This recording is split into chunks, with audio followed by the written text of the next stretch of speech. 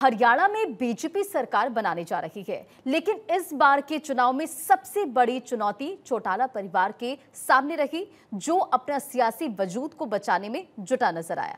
देवीलाल के नाम के बदौलत उनकी चौथी पीढ़ी भले ही राजनीति में हो, लेकिन अब ना सियासत के किंग रहे और ना ही किंग मेकर।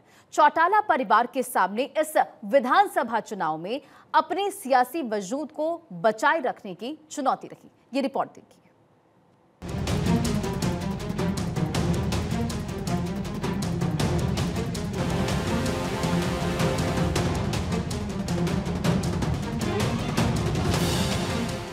हरियाणा विधानसभा चुनाव में भारी उलटफेर के बीच एक परिवार जिसकी चर्चा बार बार हो रही है, वो है चौटाला परिवार।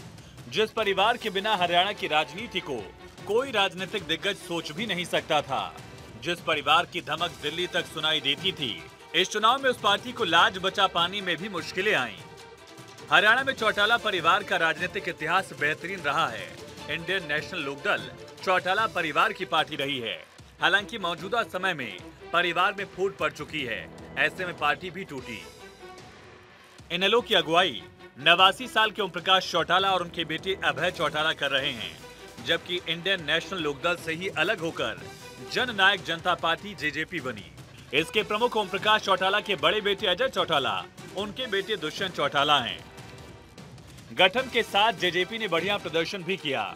2018 में गठित जेजेपी को 2019 के हरियाणा विधानसभा चुनाव में 10 सीटों पर जीत मिली थी। चुनाव के बाद जेजेपी ने बीजेपी से गठबंधन किया।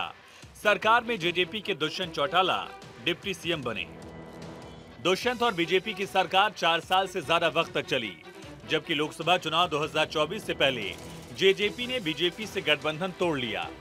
2024 के लोकसभा चुनाव में हार मिलने के बाद अब जेजेपी का सुपड़ा विधानसभा चुनाव में भी साफ हो गया है। दुष्यंत चौटाला खुद उचाना कला सीट से बुरी तरह से हार गए।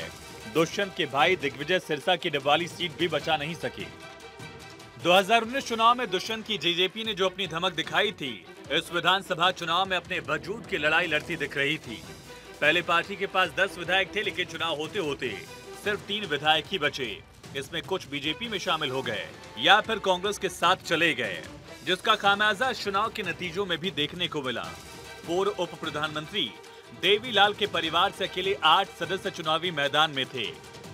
इनमें अभय चौटाला इलाहाबाद से विधानसभा प्रत्याशी थे। खुद दुष्यंत उचाना कला से थे। उनके भाई दिग्विजय चौटाला डबवाली, रणजीत सिंह रानिया से और रणजीत सिंह के ही रिश्ते में पोते लगने वाले अर्जुन चौटाला भी यहीं से प्रत्याशी थे। सुनैना चौटाला फतेहाबाद सीट से प्रत्याशी थी। आदित्य देवीलाल डबवाली से और कुणाल करण सिंह टोहाना से प्रत्याशी रहे। चौटाला परिवार के भीतर भी चुनाव में कई आपसी मुकाबले दिखे। अभय के बेटे अर्जुन रानिया सीट से अपने ताऊ रणजीत के खिलाफ चुनाव लड़ रहे हैं, जबकि दिग्विजय डबवाली में अपने चचेरे भाई आदित्य देवीलाल के खिलाफ मैदान में रहे। देवीलाल के पोते अभय चौटाला आईएनएलडी से और अजय चौटाला जेजेपी से चुनावी प्रतिद्वंदी रहे। चौटाला परिवार के राजनीतिक विरासत की बात करनी भी जरूरी है। चौधरी देवीलाल के 5 संतानों में 4 बेटे ओम प्रकाश चौटाला, प्रताप चौटाला, रणजीत चौटाला और जगदीश चौटाला हुए। जब देवीलाल डिप्टी पीएम बने तो बड़े बेटे ओपी चौटाला ने राजनीतिक विरासत संभाली, हरियाणा के मुख्यमंत्री बने। ओम प्रकाश चौटाला 1989 से 1991 तक मुख्यमंत्री रहे। 1991 में चुनाव हारे और यहीं से उनकी राजनीतिक यात्रा समाप्त हो गई। 1999 में ओम प्रकाश चौटाला ने बीजेपी की मदद से हरियाणा में सरकार बनाई। 2005 तक हरियाणा के मुख्यमंत्री रहे।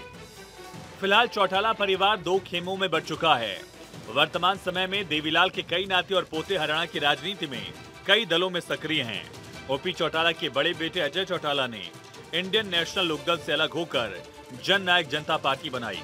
इनेलो की कमान ओम प्रकाश चौटाला उनके छोटे बेटे अभय चौटाला के हाथ में है। अजय की विरासत उनके दोनों बेटे दुष्यंत और दिग्विजय संभाल रहे हैं। इनेलो और जेजेपी दोनों पार्टियां अपने वजूद को बचाए रखने के लिए संघर्ष कर रही हैं।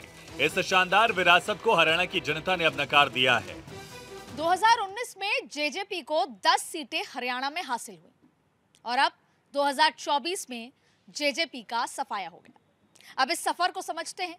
2019 में जेजेपी ने जब 10 सीटें हासिल की तो वो भारतीय जनता पार्टी के साथ सरकार में चले गए।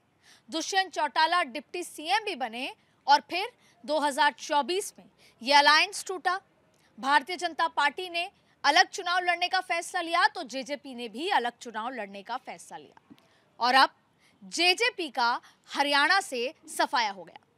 ये साफ इंडिकेशन है कि जेजेपी की सीटें या जेजेपी का सफाया, भारतीय जनता पार्टी को तो फायदा मिला लेकिन जेजेपी का सबसे बड़ा नुकसान था। अब ये तो बात थी वोटों की राजनीति की, लेकिन राजनीति में कई बार बहुत ऐसे नुकसान हो जाते हैं जो आपके लिए शायद ये सवाल वर्चस्व का या ये सवाल आपके अस्तित्व का खड़ा कर देते हैं। शायद जेजेपी भी अब उन्हीं सवालों में घिरी हुई है। आज जेजेपी के सामने अपने अस्तित्व का सवाल है। परिवारों दर परिवार चौटाला परिवार ने हरियाणा पर राज किया।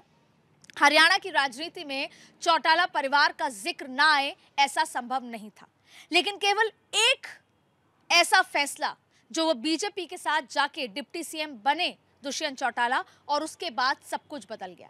दरअसल जेजेपी जाट वोट का अपने आप को धुरंधर मानता था और ऐसे में जब भारतीय जनता पार्टी ने अपने संगठन को बढ़ाने और जाट वोटों को लेने के लिए जेजेपी के साथ अलायंस तो किया, लेकिन 2024 तक भारतीय जनता पार्टी को तो उसका फायदा हुआ, लेकिन जनता को लगा कि जेजेपी ने उनके साथ छल किया और उसी छल का जवाब 2024 के विधानसभा चुनाव में जेजेपी को मिल गया। कैमरा पर्सन कपिल के साथ आदिति नागर, भारत 24।